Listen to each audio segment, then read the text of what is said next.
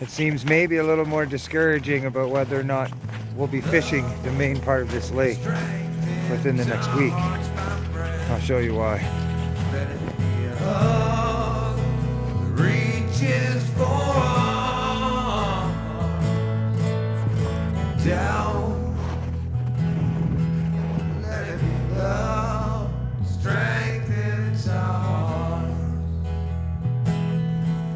Alright, I'm now at the Couchiching Continental Park where they've upgraded the parking lot.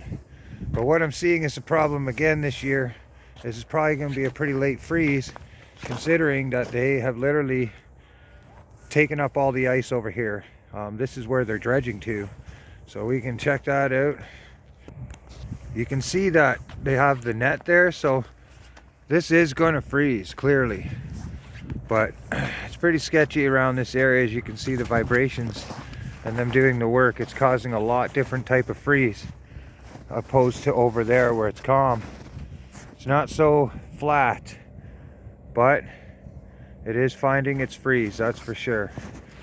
Now, this typically would be where you'd pay for parking and launch your snowmobiles, ATVs, stuff like that out here, four-wheelers. But it'll probably, obviously, you're going to talk about probably another 2 weeks, maybe 2.5, 3 weeks, depending on how fast we freeze. It looks like they're doing some type of groundwork as well over here, which is pretty wild.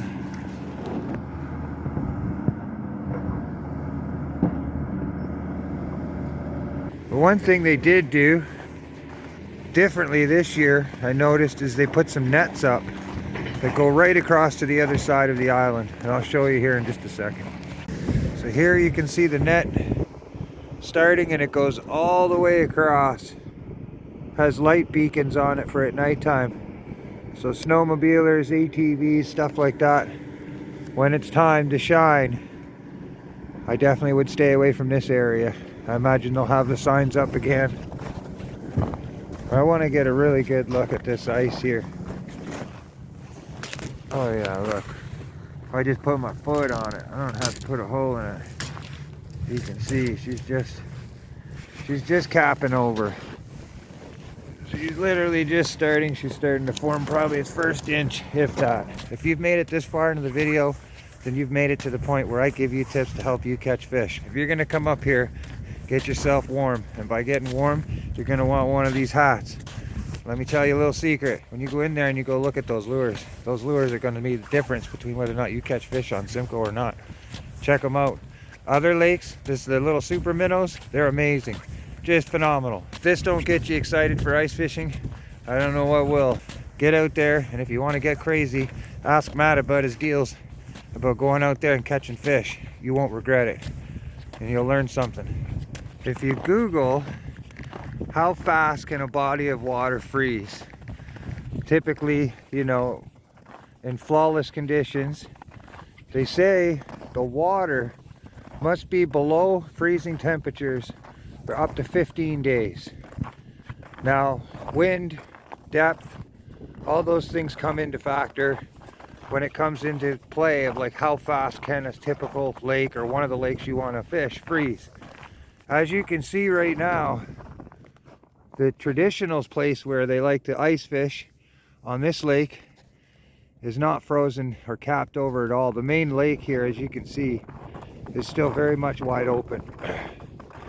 But we have had, oh, I don't know, probably 6 or 7 days now of consistency coming up, plus the whole rest of the week going into the weekend where we're well below minus temperatures.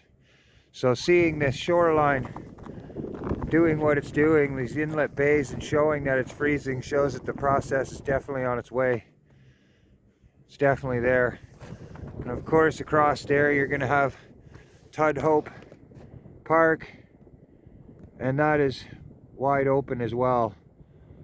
Now I don't know about right on the inside of the bay of that as you go around the corner, but you can see right from the opening there it's not ready yet. Cheers. This is CFM. I'll be out on the ice on the next one.